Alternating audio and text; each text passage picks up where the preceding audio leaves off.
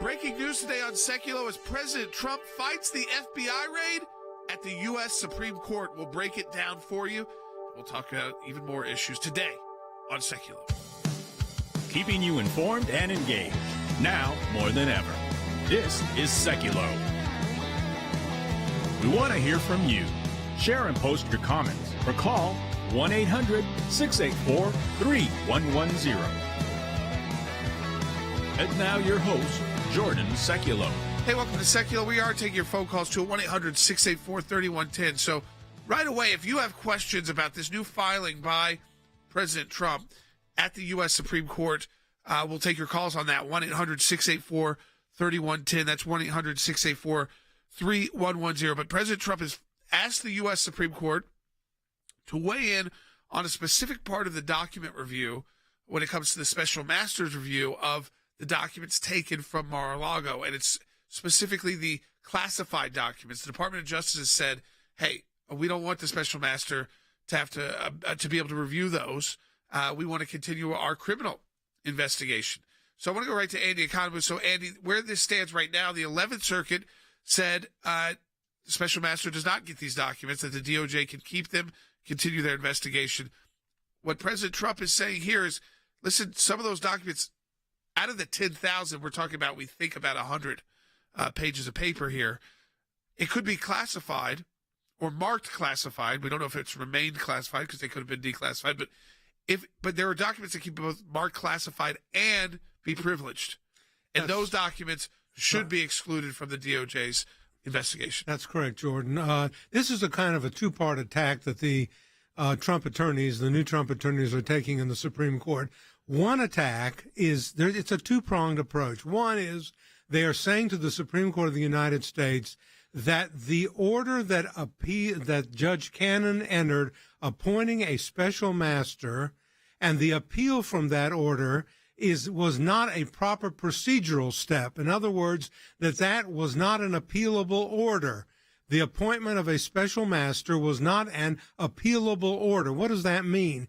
It is required under the Federal Rules of Appellate Procedure that you cannot appeal something that is not a final order in the case that finally disposes of the case. So they are saying this is not a final disposition. This is just interlocutory, which means interim only, and that you cannot appeal it. That's number one that they're saying. So that the Supreme Court should say, 11th Circuit, you stay out of this. You let Judge Cannon handle this. Judge Cannon appointed this special master. Let the special master do what the judge has told him to do. The other thing that they're saying is the 11th Circuit said that the Justice Department could continue its ongoing criminal investigation of President Trump. And now the 11th Circuit blocked that and said you can continue your criminal investigation, and the special master doesn't have to review the documents in the meantime to determine first if they're privileged and not disclosable. So it's two prongs that they're taking here, Jordan. All right, folks, we want to take your phone calls. 1-800-684-3110. That's 1-800-684-3110. And should the DOJ have ever really appealed this to the 11th Circuit? Because, again, this is procedural, but it could have a significant impact in the future as well when it comes to presidential privilege, executive privilege. And that is why, in a lot of these matters, I would say it's always unlikely the Supreme Court takes cases. I mean, when you look at the amount of cases they take. But when it comes to presidential or former president's privilege, that does add some weight. And it's kind of why they exist, the U.S. Supreme Court, is when you've got these different, branches of government, and a former kind of branch, but asserting executive privilege, and then another branch of government, or another government agency saying, hey, we should be able to get these documents. Like Nixon tapes, like Paula Jones, but it's not at that level. I would say it's not nearly at that level, but it is could be a very interesting precedent that could be set by the Supreme Court. We'll wait and see if they take the case, but I want to take your calls if you've got questions about this fight. 1-800-684-3110. Share the broadcast. You're watching with your friends and family. We'll be right back on Sekulow.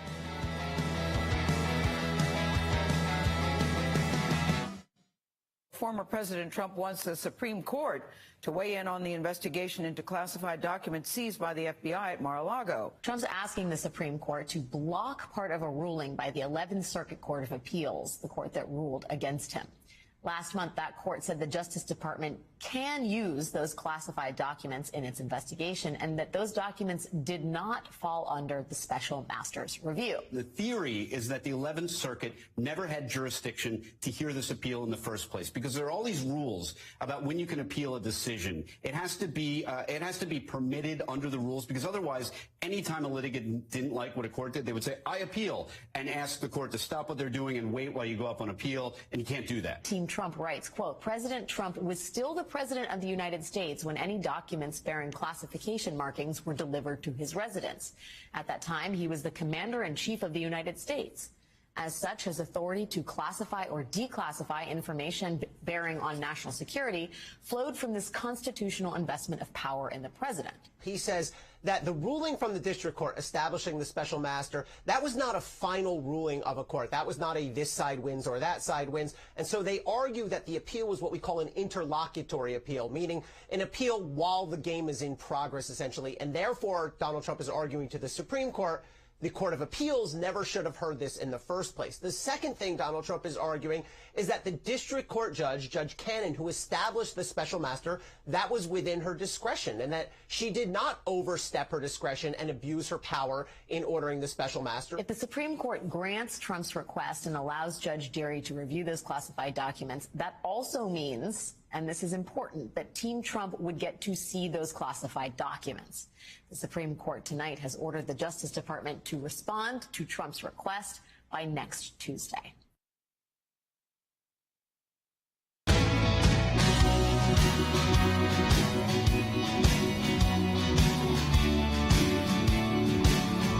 All right, welcome back to Sekulow. We're taking your phone calls, 1-800-684-3110. Even this procedural matter, I would say that the commentators on the left, you could already hear them say, well, usually the Supreme Court wouldn't take this, but this court, they're so political, they're so right-wing that they probably will just to help President Trump. When, in fact, if you look at history, when presidential issues arise, it's not unlikely for the Supreme Court to take it up, especially on procedural matters. It doesn't mean they will definitely do so, but there's another play at this too. And I want to ask you this question. Give us a call with your opinion, 1-800-684-3110. I think just if they take the case, which is a big if, anytime it's to the Supreme Court, but if they do, will the left use this as another way to try and delegitimize the U.S. Supreme Court? Give us a call, 1-800-684-3110. And polling is showing that their strategy has been working to some extent. So usually the court has not been very popular or unpopular with the public. In fact, the public doesn't know a lot about it usually, but because of some of the high-profile confirmation, of course, the Dobbs case, it's high-profile decisions. They're now throwing that in there with political polling questions. Do you like the Supreme Court or not? Do you think it's too political? So what do you think will happen with that side of it? Also, an interesting, unique angle here. Remember, the January 6th committee was supposed to have another hearing last week, a public hearing. We do know, while they canceled that because of the hurricane, we also know that Justice Thomas's wife, Ginny Thomas, did go in to provide testimony. She said, really, she wanted to clear her name. It was being thrown around in the left-wing media, saying she's somehow delegitimizing the Supreme Court by being the wife of a Supreme Court justice, of being Justice Thomas's wife. And so, Andy, in this situation, the decisions, for instance, when the DOJ has to respond, which is by October 11th, it is Justice Thomas who oversees the 11th Circuit. That's right. Every circuit has what they call a circuit justice, and Justice Thomas is the circuit justice for the 11th Circuit, which consists of Alabama, Georgia, and Florida. And he handles matters that come up that require a judge to make a ruling, usually on procedural matters.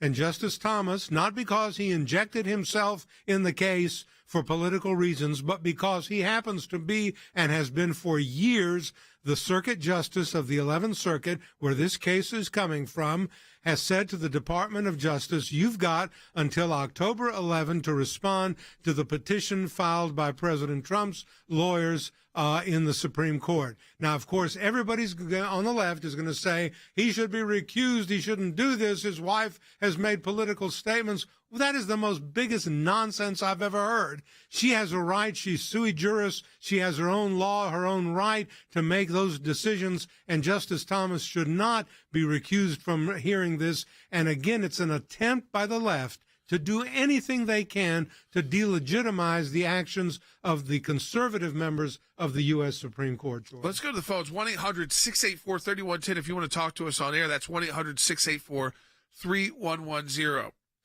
Do you believe, when you're talking to your friends, family, that this effort by the left to try and delegitimize the Supreme Court, do you believe it's working? And do you think they're going to try and use this, even if they just take up the case? I think that there's going to be a reaction of, oh, well, of course he did because it's President Trump and he nominated 3 of those justices. Even though that won't even be the time when we know what even if they do take it up, what their decision is. And presidents, and you could probably include former presidents, have not fared that well before the Supreme Court when asserting these kind of issues. They've given a lot of deference to releasing documents, to being transparent. So, again, on these privileged cases, you look back at the Nixon case, you look back at the Paula Jones case where the civil trial was allowed to proceed while President Clinton was in office, so treated differently than like a criminal prosecution. So we'll take your calls on that at 1-800-684-3110. Let's go to Brian in New York on line 1. Hey, Brian. Hey, thanks for taking my call. Just 2 quick things. First, I think that because they couldn't hack the Supreme Court, they're going to do everything they can to delegitimize it. It's just the next step in their machine, I guess. And the other thing, I just had a quick question, not too far off topic, but if Trump was to regain presidency in 24, what is to say that he doesn't, quote unquote, weaponize a Department of Justice to look into all the other former presidents, since that's what's happening to him now? Well, it's interesting that you bring that up because, Andy, on this specific matter, President Biden waived the privilege. Yeah. So he has opened up this door, actually. It's not President Trump who opened up that door.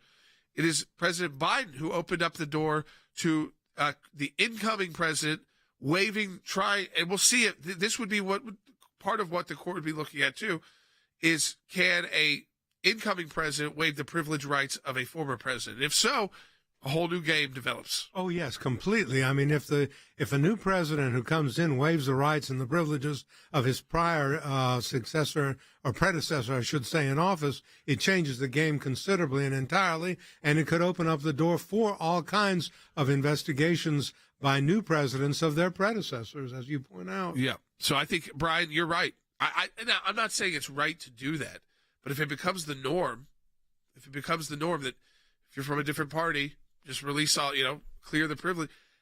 I think it's a very dangerous path to go down. I think President Biden was not thinking long term here. It's Trump derangement syndrome, 365 days a year, 24/7 over in the on the left, and part of that is they make decisions that they're just not thinking through.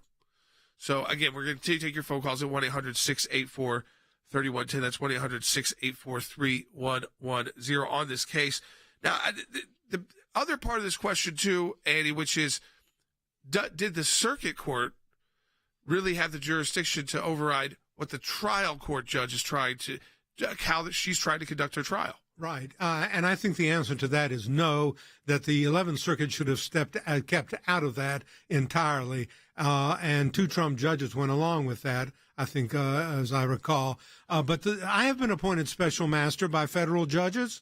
I have been appointed as a examiner and as a receiver by federal judges. These are, and I've done this for 40 years, these are discretionary moves by the judge who says, I don't want to be burdened with having to review thousands and thousands, and in this case, hundreds, maybe thousands of documents. I'm going to appoint somebody as a special master, as a neutral party who's like a judge, and she appointed a former judge a judge who sits in the United States District Court for the Eastern District of New York to conduct a document review. Absolutely nothing wrong. The ultimate determiner of what happens is Judge Cannon, however, not Judge Deary, the special master. The 11th Circuit, I think, jumped the gun on this and got into an area that it should not have injected itself in, and that is the discretion of a district judge to appoint a special master with instructions to that special master to report to the district judge. And therefore, that's one reason why I think this case isn't over.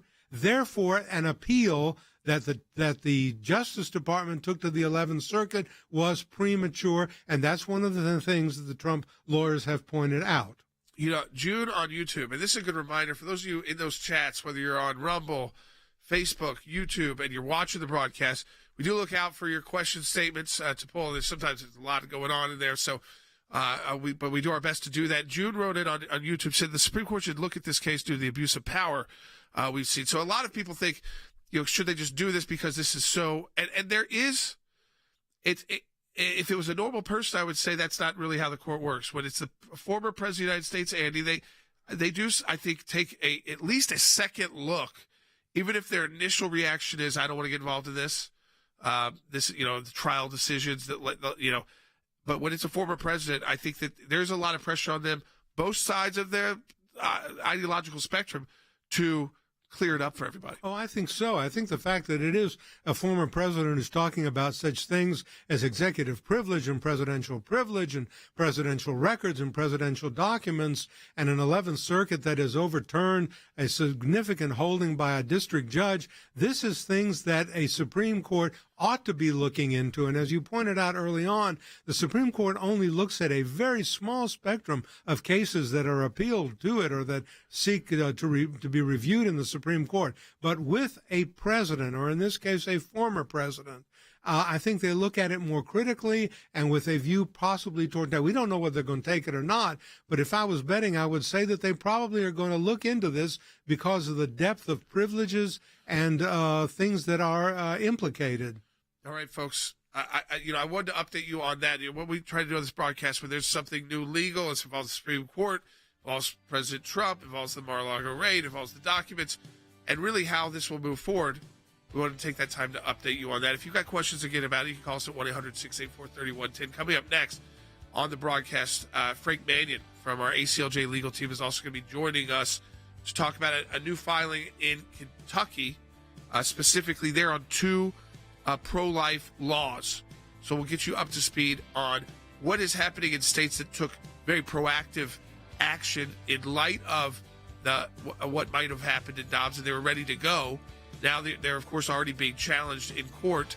So we're going to talk about that with Frank Mannion, the ACLJ, involved there in filing a brief as well. As always, you go to aclj.org to learn about all that we're doing. We'll be right back on Sekulow.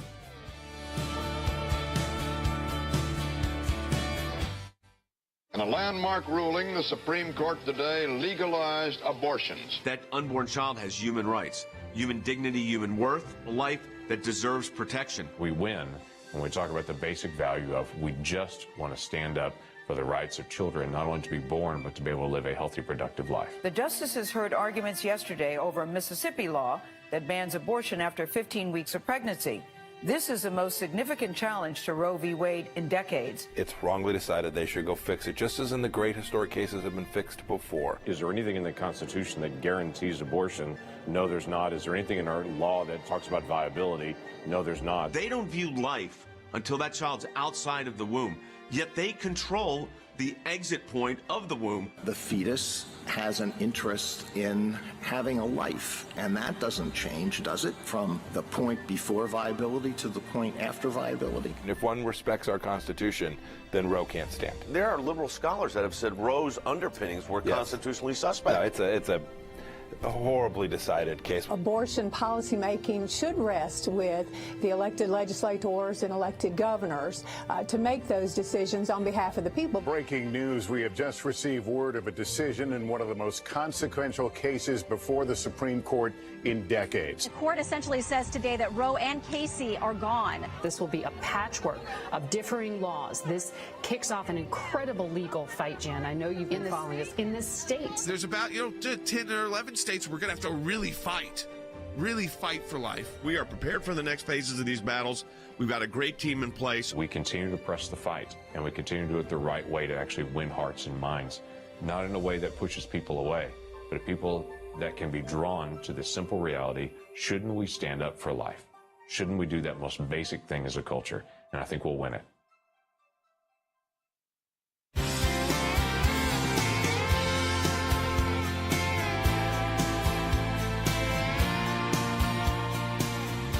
All right, welcome back to Sekulow, and we are taking your phone calls at 1-800-684-3110. Let me take this call quickly from Rick in Kentucky on line one on the Trump matter, and then we're going to get into, actually, in Kentucky, some life issues. Hey, Rick. Hey, thanks for taking my call. And my quick question is, my understanding, you may have answered this, I'm sorry, but this goes to Judge Clarence Thomas. Is that correct? Yeah, well, like the scheduling matter, right. I mean, so it goes to him. He will likely refer it to the entire court. Now, he's handling right now is when the DOJ has to respond, which is October 11th. But on a case of this magnitude, even though it is a procedural issue, I don't think they would handle it on their own. So, again, there's a lot of discretion. Listen, there's a huge call right now by the left to say, Justice Thomas needs to be recused. This is procedural. It's not substantive to the case. It's important procedure. And lawyers, we understand that procedure is very important, but it is not substantive. So, Rick, a good question there. But I think because if the court decides to take this up, it involves a former president. It's going to be the full court. Let me go right to Frank Manion in Kentucky as well, like Rick was calling in. Frank, we just filed a amicus brief with the Kentucky Supreme Court. Let's tell people about it. Sure, Jordan. We filed our brief yesterday. We are supporting the Kentucky Attorney General, who is defending two pro-life laws that went into effect immediately upon the court's decision in Dobbs. Both these laws have been passed in the years when Roe held sway, and they each said that in the event that Roe was ever overruled, these laws will go into effect. Now, the one that's the most sweeping is the Human Life Protection Act, which prohibits most abortions in the state of Kentucky, although it does contain a fairly broad health and life of mother exception, but basically left to the judgment of a medical of a doctor, basically. There's also a heartbeat law, which kicks into effect at the first detectable heartbeat or around 6 weeks. But obviously, the Human Life Protection Act is even more restrictive than that. So that is in effect now since Dobbs. Immediately after Dobbs happened, Planned Parenthood, the ACLU of Kentucky, and the usual suspects sued. They went into the circuit court, which is the trial level court here in Kentucky, and they got an injunction against those laws, obviously not based on Roe v. Wade or Casey anymore, but on the basis of an alleged right of privacy in the Kentucky Constitution. Attorney General of Kentucky has appealed, obtained a stay of that injunction from the circuit court. So as of today, most abortions are illegal in Kentucky, and that's the case that we're involved in. The Supreme Court has scheduled a hearing on it for November 15th. Which incidentally is 1 week after there appears on the Kentucky ballot a proposed amendment which would specify that there is no right to abortion contained in the Kentucky Constitution. So Supreme Court obviously wants to wait and see what the voters have to say, because that will largely determine the case, at least in our view. So that's basically what's going on here. On the because you're in Kentucky, based in Kentucky too, Frank, on the amendment, What is there polling out on that? I know our ACLJ Action, we're involved in those amendments throughout the country, because there's some that are saying, recognize a right to privacy, which means recognize a right to abortion in the Constitution. There's others that are in the negative. This one is in the negative. It's to not that there is not a right to abortion in the Constitution. Has there been any polling yet on it? That we're getting close to election now. We're about a month out. There hasn't been any polling that I've been able to find, Jordan, and it's a little bit concerning. Yeah. One of the things that concerns me most is the money that has been flowing into Kentucky, mostly on the pro-abortion side. I don't have the numbers before me, but I looked at them yesterday. And let's put it this way, whereas the pro-abortion side's funding figures for their advertising campaign is in the tens of millions, it looks like the pro-life side is still trying to get to 1 million. So the TV ads are already out, and I've only seen them on the pro-abortion side. They're very slick. They're very smooth. They're also very misleading and deceptive, but I suspect they'll be effective for a lot of people. Yeah, so, I mean, this is the interesting part about this, Frank, is that we're so used to dealing with this at a federal level and being really all of it being held up by ultimately federal courts, circuit courts, maybe the Supreme Court now that things have opened up because of Dobbs. We're in state courts all across the country. What is the makeup like of the Kentucky Supreme Court? Well, it's interesting that they granted a stay of the lower court's injunction in a 4-3 vote. It's a 7-member court. So that's a good sign. It's not determinative of what they're going to say on the merits of the case. And obviously they'll have to go to a considerable degree by what the people say on November 8th. But here's a factor in Kentucky that we try to alert them to. Basically, what we've said to the Supreme Court is you don't want to go down the road of the Supreme Court and the federal courts after Roe v. Wade and become a super legislature, the nation's ex officio medical board, getting involved in every decision involving the medical procedure of abortion. You just don't want to do that. And that leads to a sort of institutionally debilitating factor, which Justice O'Connor first diagnosed way back in the 70s, that gets the court out of its lane and not what it should be doing. And these are decisions that should be left to the people. And in Kentucky, think about this. This is an elected Supreme Court. So if the Supreme Court of Kentucky injects itself in this and says, oh, we're going to find a constitutional right of privacy that covers abortion, the Kentucky Supreme Court elections are going to become the equivalent of what we've seen in presidential campaigns and U.S. Senate campaigns for the last 50 years. Talk about destroying the independence and impartiality of the judiciary. It will completely destroy it and it will become nothing but a political body. You know, Frank, as always, we appreciate the updates. We appreciate the work that we're doing. Also, just it is unique. And so, again, that's Frank Manion, ACLJ Senior Counsel, and leading the charge here in protecting life in Kentucky and really all over the country. Frank is part of that significant life advocacy that we do here at the ACLJ. And it is different. You know, that's why I want to take those moments to, you know, I know you're not all in Kentucky, but there's strategies going on in every state. Some are very different. And so I appreciate Frank joining us because this was what we were talking about in the post-Dobbs era. It's not that, you know, you're outside of federal court now. And suddenly you're in these state Supreme Courts. These state Supreme Courts, sometimes they're partisan elected. Sometimes they're nonpartisan elections. Sometimes they're selected by, and there's like, votes to whether or not you want to keep a justice on the court or whether you would like someone new. And most people, depending on the state, depending on how it's made up, feel like they have either not much to say or it's a lot of incumbency, depending on how it's made up. But this is where these cases are going to end up unless the voters take it really outside of the court. So they vote on these, amendments to the Constitution or clearing up what the Constitution does not allow. So in Kentucky, you have this amendment being put forward that says we are not going to recognize a right to abortion inside our Constitution. In other states, it's the opposite. So you have to be very educated. If you're in one of those states that's got those ballot initiatives, be very educated and not be misled by confusing language. If you're confused on it, you should reach out to us. I mean, literally, that's part of the reason why we exist at the ACLJ. We have a lot of information on it at aclj.org/abortion. We've got a whole map of what was going on around the country when it comes to abortion rights. So aclj.org/abortion, and you can see your state. For instance, in South Dakota, there will be a preview of a potential amendment. And that amendment would enshrine a right to abortion. So we wanted to make sure that was clear to people when they see this for the first time. They'll see it in the November elections. And then if they agree to move forward, then you can gather the signatures to actually get it on the ballot next. So some of these are going to be a couple more years from now, where we have more time to educate people. But as you just heard from Frank, others were passed in case the Supreme Court did what they did by overturning Dobbs. Go to aclj.org. Support our work. Second half hour coming up.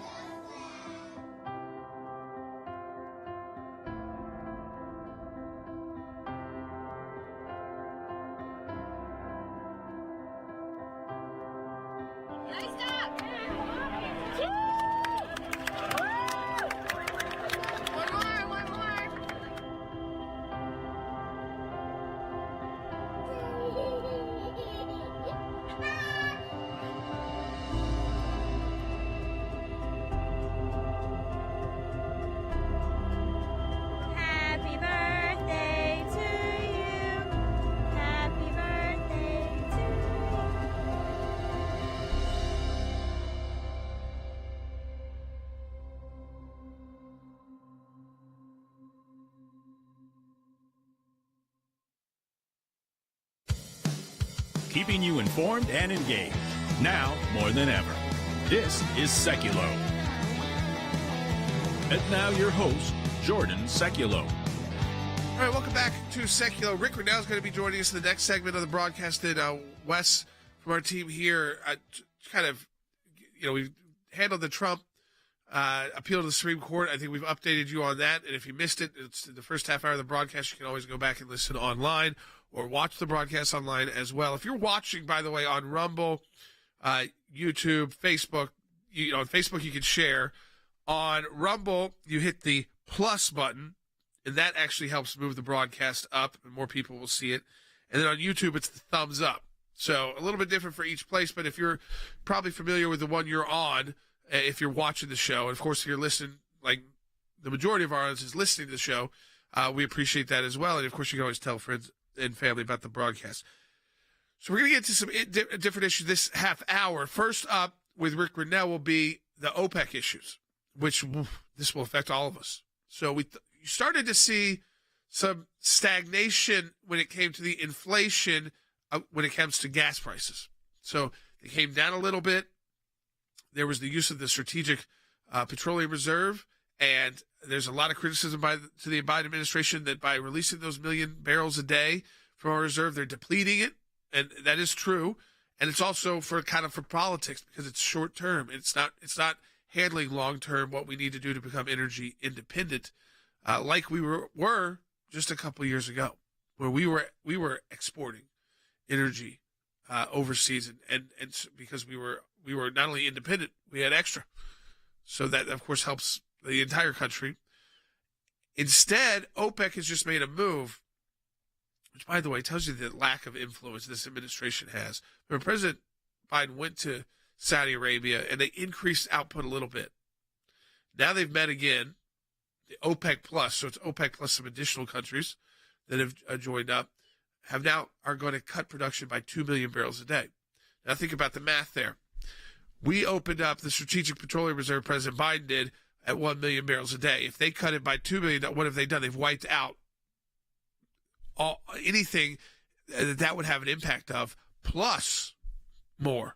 So we are getting to a situation, I think the White House is probably freaking out a lot about this. John Kirby was on Fox News with COVID today from his home to say, oh, this isn't that big of a deal. When they said they were going to increase oil output, it really didn't even get to that point yet, and so they're decreasing it. So, folks, listen, in a sense, if you're a Republican political strategist and they have failed to convince the world, hey, help us out here, allies, like Saudi Arabia, who really leads the charge in OPEC. Right before an election, if we start seeing, like they're already seeing in California, it's not everywhere yet, but you're already seeing gas prices back at like $7 a gallon, in the signs, $6.50.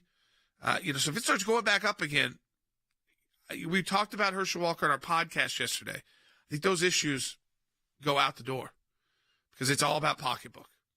And so it's very bad timing for President Biden and Democrats. It's not good for our country, though. I mean, you might like the politics of it short term, but this president's going to be in office a couple more years, and it is just kind of breeds American weakness. That's how I feel about it. But I'm going to ask Rick Renell about it as well. I want him to weigh in on all this involving OPEC, and also Poland's request to the United States to host our nuclear weapons.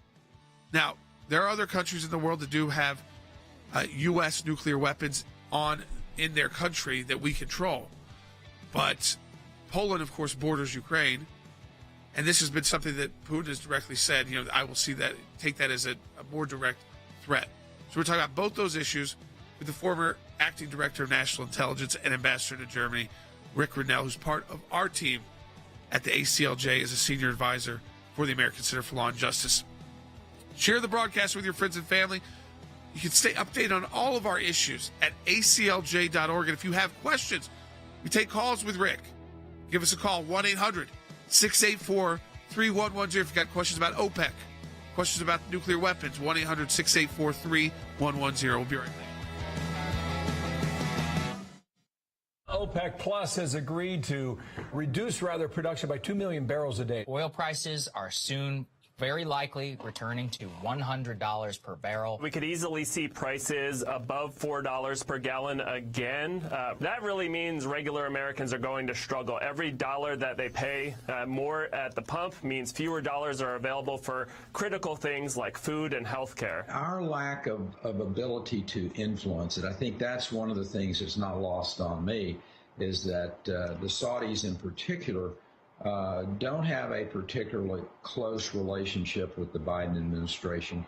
And so there's not that appearance of wanting to work with the United States that we had, let's say, 4 years ago. We're producing about 1 million less than we did at the end of the Trump administration. So they see what's going on here.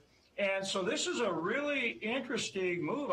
And to me, it looks like an effort to really demonstrate their market power. It's really an incredible miscalculation for us to be put back into the Stone Age where we depend again on the Middle East, OPEC countries, and Russia. We're seeing the Saudi minister arrive. We're seeing the Russian minister arrive, by the way. This is OPEC saying, not only are we aligned, we're aligned with Russia. By the way, bringing the ties closer together with Russia. U.S. is going to be very upset about that, but also that we are in charge of at least half the global oil market. This is, unfortunately, a direct rebuke to the White House, who, by all reports, Kayla Tausche reported the same, was trying desperately to stop this production cut. It's happening, guys, and it's happening in a tight market. I have never seen a cut when the market is as tight as this. This can only be seen as sending a pretty loud message.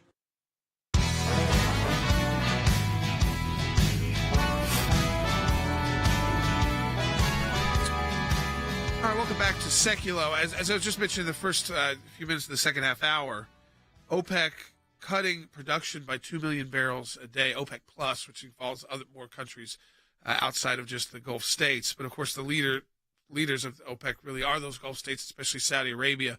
And they control about half the energy production in the world when it comes to oil. And the Biden administration supposedly was working for this not to happen. This also involves Russia. So I want to bring Rick Rennell in right away because, one, Rick, right off the top, for everybody listening, this is going to affect them yet again in the pocketbook right away. I mean, they're already starting to see gas prices go up. This was the White House was hoping it would at a most be like 1 million barrels a day cut, and they announced a 2 million barrel a day cut. Look, one of the problems that we've seen from the Biden administration from the beginning is an inability to see that supply is the issue, that they must increase the supply in order to bring the price down. What they've tried to do is really manipulate the market in every possible way, getting OPEC involved, trying to lower prices through a short-term political manipulation. I think all economists are seeing what's happening. They're draining the strategic reserves to pretend like we have more supply when we are just using up the strategic reserves. This means that they're manipulating the price in order to get through the elections, and then quickly thereafter, there won't be any other choice than to see the skyrocketing of gas prices. We will see skyrocketing gas prices after the November elections.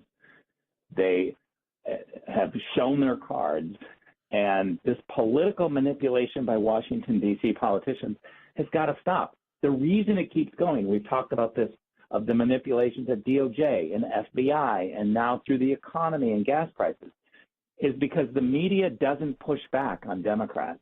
And when the media doesn't push back, the lesson that the Democrats learn is they can keep going and keep getting more outrageous. Yeah, I mean, Rick, what's interesting here is how the media's reported this is, well, it's really the Saudis, and they're standing up with Putin, and they did rebuke Biden on this, and the administration was hoping it be that OPEC wouldn't do this. But when you were acting director of national intelligence, when you were ambassador to Germany under the Trump administration, we didn't have to rely on OPEC anymore. We didn't have to rely on Russia anymore. We were a net exporter of energy just a couple years ago.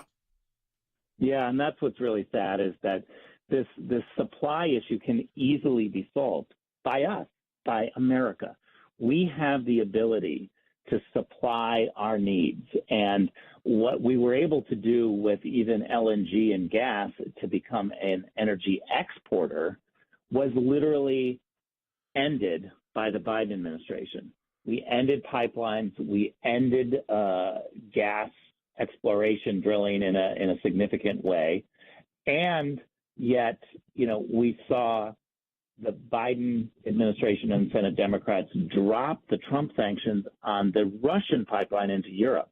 Literally, both domestically and internationally, the Biden team has messed it up on both sides when it comes to supply. Yeah, I was going to ask you, Rick, because Saudi Arabia really does lead this, and they've become a fairly close ally of the United States, but there was some bad blood with the Biden administration on some issues, and then President Biden went there to try to repair that, and the way this is being portrayed in the media is also that this is a move of OPEC towards Russia. So, how big of a failure is this by the Biden administration that not only is OPEC basically ignoring the United States, but they're also, in a sense, helping to bail out Russia?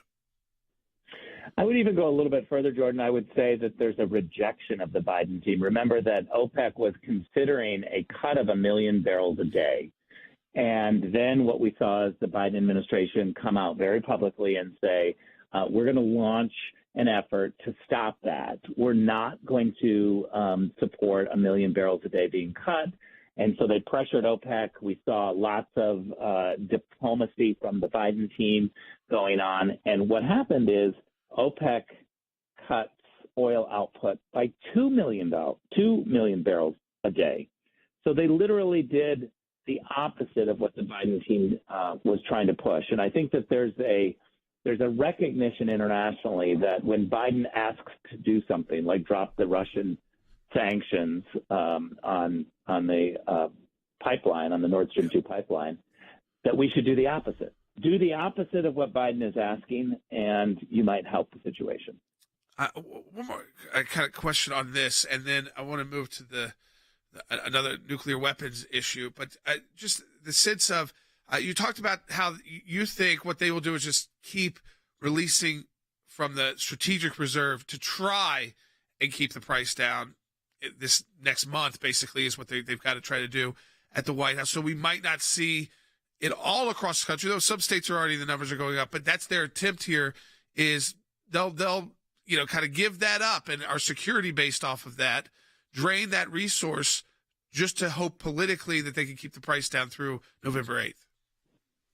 Yeah, look, I would encourage people to go to my Twitter feed. It's at Richard Grinnell. I shared a graph from the Department of Energy, which is the June to October 2022 forecast on the oil piggy bank, right? The strategic reserve, the oil that we have in our piggy bank. And it's plummeted. What is in our piggy bank for hard times is literally at near the bottom. You look at this graph and it falls off a cliff. And that is Joe Biden's administration using up our piggy bank of oil because he's trying to prop up prices as much as he can through November. They are running out of oil in the piggy bank. And this is a crisis. They're not thinking about increasing the supply here at home, but they are talking several months ago about trying to find oil from Venezuela and other places.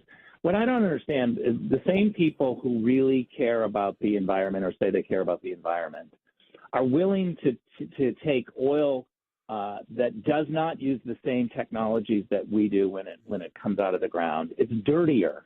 They're willing to use dirtier oil simply to make sure that America doesn't pump. Yeah, and that's an outrage. Yeah, as our producer Will pointed out, the strategic reserve is at a 40-year low, inflation at a 40-year high. So we're going to watch this very closely. Rick, quickly, I want to get to this Poland nuclear issue. So Poland has put in a request to host U.S. nuclear weapons. And I do want to clear, there are other countries in Europe that do host U.S. nuclear weapons. But this Poland specifically here, borders Ukraine. What is your take on this situation? I mean, again, where the Biden administration is going to have to make some serious decisions. Yeah, look, I think Poland offering to have the nuclear protection is a serious move. They obviously are feeling threatened. When I was U.S. ambassador to Germany, I used to always talk about the difference in the threat assessment between Europe and America. Europe doesn't believe that they are under the same threat assessment from Iran, for instance, from Russia, which is why they were doing this pipeline. And so we've just got to have a serious conversation about the threats that we all face. And I think Poland is having that conversation. All right, Rick, as always, we appreciate you joining us and giving us this update and insight into what affects every one of us. Is always Rick Rennell. And as you said, you should follow Rick on Twitter. So much good information. He fights back for all of us against the left, takes them on with facts, with info, with data. That's the way you fight back, folks. It's with the numbers. And when you look at the strategic reserve being, and Rick has made this point. I want to make this point too, just for you again. That the strategic reserve is not put in place to keep the prices down, and it's certainly not to be put in place to keep the prices down for politics and political games. It's there in case you have a situation where you get cut off from the world, and you need oil fast. And you're not even thinking about price at that point. You're just trying to, protect yourself. It's why they say strategic. We're seeing some of that now from the world. I think we can quickly right this ship politically. We need a strong showing in the midterms and then a strong showing in the general election a couple of years from now. Because as we know, you can get back to American energy independence quickly. Now, the longer we stay away from it, the longer it takes to get back to it. But that is the hope, and that is why you continue fighting. This administration is not going to make good decisions. We've seen that time and time again. And now, when we come back, we're going to talk about a new piece up by Wes Smith on our team at ACLJ, the likelihood of Russia using nuclear weapons. 7 things you need to know. It's up at aclj.org. Wes is going to walk us through it when we come back on Sekulow. As always, support the work of the ACLJ at aclj.org. That's aclj.org. We'll be right back.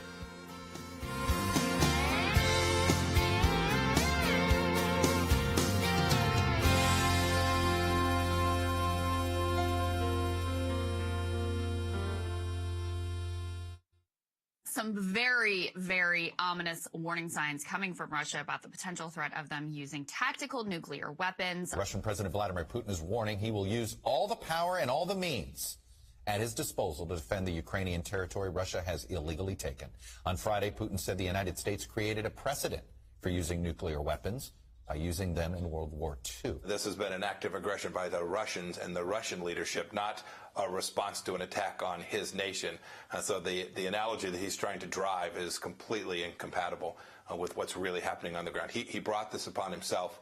His failure, his military's failure on the ground is certainly, to your point earlier, it is humiliating. It's a point of pride for him now. Also the possibility of what one source described as a nuclear display. That would be something short of a nuclear strike, including the possibility of a military strike on the Zaporizhzhia nuclear power plant. The consensus in Washington is that we are closer to the use of nuclear weapons than at any time since the Cuban Missile Crisis 60 years ago. Ramzan Kadyrov, who is the strongman leader of Chechnya and a close ally of Putin and has been very, very hawkish, he's actually saying that they should use tactical nuclear weapons. Now, he does not set policy. This is not a suggestion that this is changing the Kremlin's calculus in this war, but it certainly adds to the pressure on Vladimir Putin here. It is very rare to see people in his elite remotely criticize him. Any use of nuclear weapons will have severe consequences for Russia. It will, of course, totally change the nature of the conflict. It's an irresponsible statement. These are, this nuclear saber rattling is not the kind of thing that we would expect to hear from leaders of large countries with capability.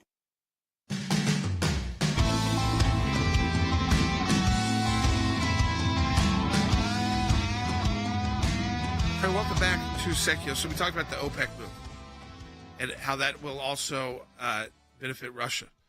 And by really cutting the oil supply to the world, which impacts Europe, it impacts, of course, all of us in the United States. As you heard Rick say, he thinks the Biden administration will do everything they can using our strategic reserve to try to keep that price down through November 8th. So for a few more weeks. And then here we go again. We're going to start seeing those numbers at maybe at a level we haven't seen yet, because OPEC wasn't expected to go to 2 million barrel cut. The White House was worried about their 1 million barrel a day cut. And then OPEC, I mean, they're sending a message to the United States and this is the bad part about it is we don't really see you as the leader of the world. I mean, end of the day, or as a real threat to anything we want to do. So if we're the Saudis, we're this, we're going to take this action. They did not take advantage at all of what the Trump administration left them, which was a lot of positive actions in the Gulf. And instead, came out saying we're going to take down the Saudi government. They need to do regime change, all that. So again, putting that aside, we got into some nuclear issues as well. Wes Smith from our team at the ACLJ has got a new piece up at aclj.org. And the piece is entitled, Wes, it's very clear. Will Russia use nuclear weapons in Ukraine? 7 things you need to know. So let's walk through them for folks. Yeah, absolutely. And if I could just back up to what you just said about the Strategic Petroleum Reserve, that oil is reserved for war and national emergencies. It's the lowest since 1984.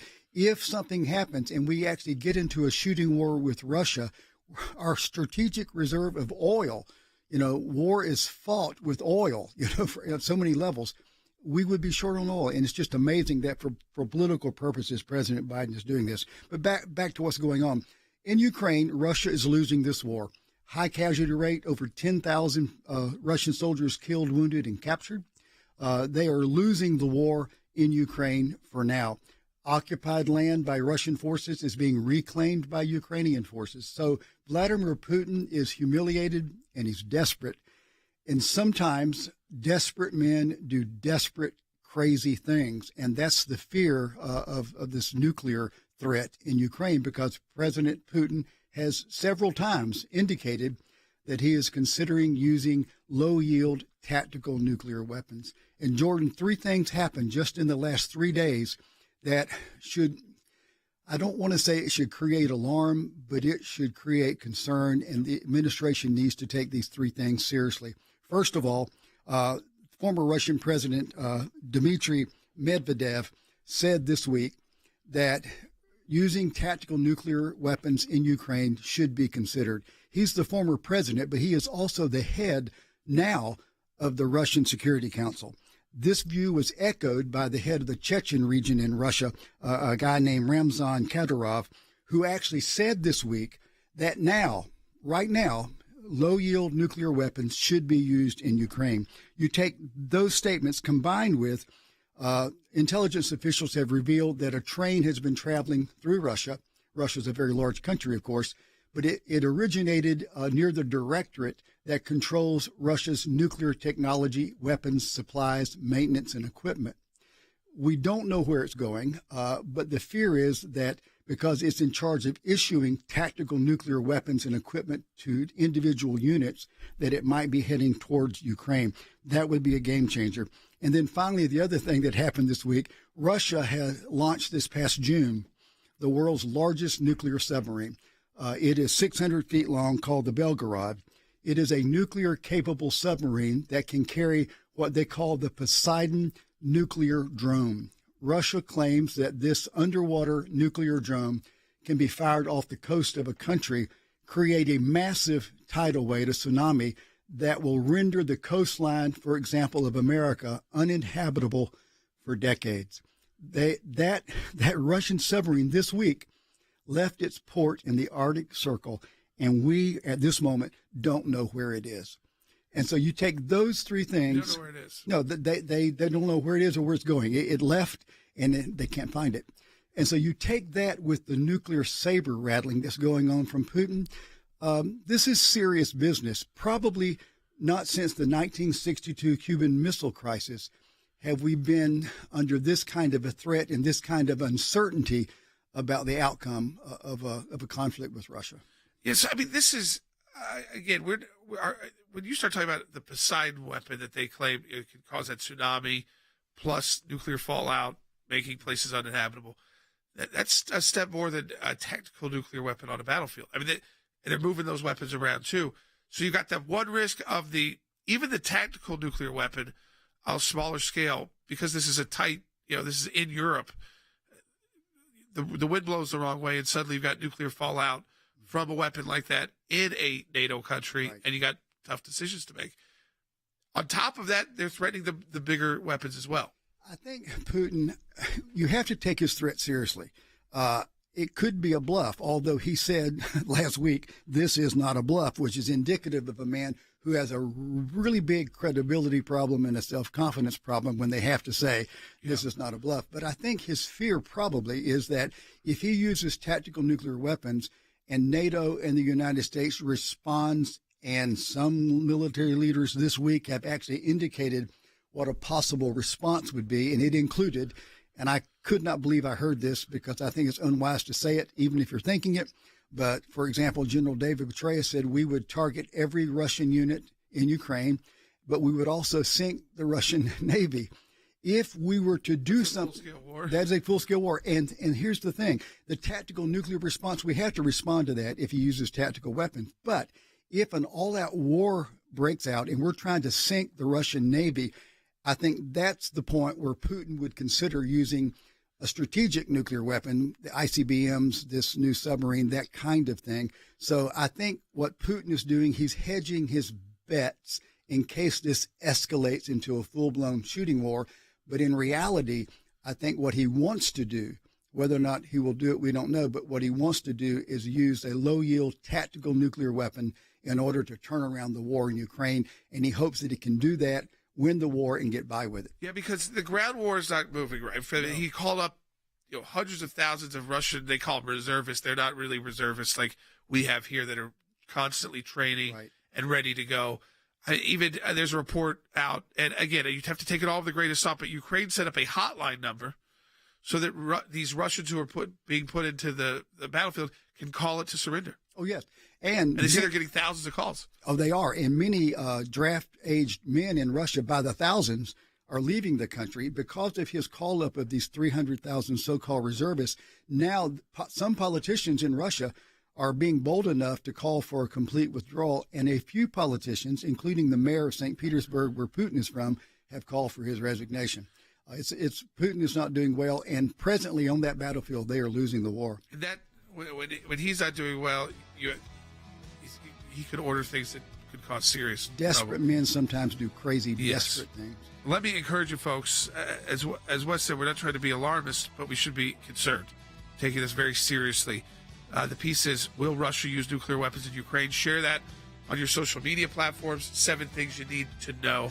It's by Wes Smith at aclj.org. And we always encourage you, go to our website at aclj.org. Support the work of the ACLJ if you can financially. It's great to do that. But it's also great to take a piece like Wes's to share it with your friends and family. It brings more people to the ACLJ website, and they see the kind of work that we do, the expansive work. Think about today's show and all the topics we covered with our own experts at ACLJ.